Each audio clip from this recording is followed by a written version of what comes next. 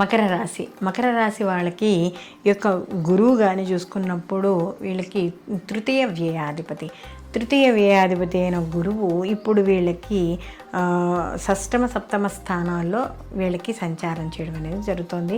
ఈ పునర్వసు నక్షత్రం మీద ఈ యొక్క మొదట పునర్వసు నక్షత్ర సప్తమ స్థానంలో ఉండి తదనంతరము సప్తమంలో ఉచ్చస్థితిలో పొందుతాడు. ఎప్పుడైతే ఉచ్చస్థితిని పొందుతున్న సమయం ఉందో ఈ సమయంలో విద్యార్థులకు చాలా అనుకూలంగా ఉండడం, గత కొంతకాలంగా ఏవైతే మంచి ఉత్తీర్ణత రాలేదు అని అనుకుంటున్నారో లేదా ఏకాగ్రత లేదో అవన్నీ కూడా మంచి ఏకాగ్రత ఏర్పడి పరీక్షల్లో మంచి ఉత్తీర్ణత సాధిస్తారు. అలాగే ఇక్కడ శత్రువులు మిత్రులు అవ్వడం అనేది జరుగుతుంది. ఏవైనా అపార్థాలు అవన్నీ చేసుకుంటే అపార్థాలు కూడా వీళ్ళకి ఇప్పుడున్న సమయం కాస్త నిజాలు తెలుసుకొని వీళ్ళ యొక్క ఏదైతే మంచి స్వభావం ఉందో అది తెలుసుకోవడం అనేది జరుగుతుంది. అలాగే కుటుంబంలోనూ సోదరీ వర్గాల్లోనూ మంచి అన్యోన్యత కానీ లేకపోతే మంచి అవగాహన కానీ ఏర్పడడం అనేది జరుగుతుంది. ప్రతి పనిని కూడా ఇంట్లో వాళ్ళందరూ కలిసి చేసుకోవడం అనేది జరుగుతుంది. ఇంకా వ్యయ స్థానాధిపతి కూడా ఈయన అయ్యాడు.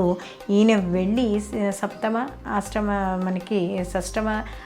సప్తమ స్థానాల్లో సంచారం చేస్తాడు. కాబట్టి ఎప్పుడైతే వ్యయాధిపతి అయ్యాడో కూడా రోగకారకమైన ఇబ్బందులు అనేవి తొలగుతాయి. వ్యయాధిపతి అయినా కూడా అందులో సప్తమ స్థానంలోకి ఎప్పుడైతే వస్తాడో శుభమూలకంగా ఖర్చులు అనేవి కనబడతాయి.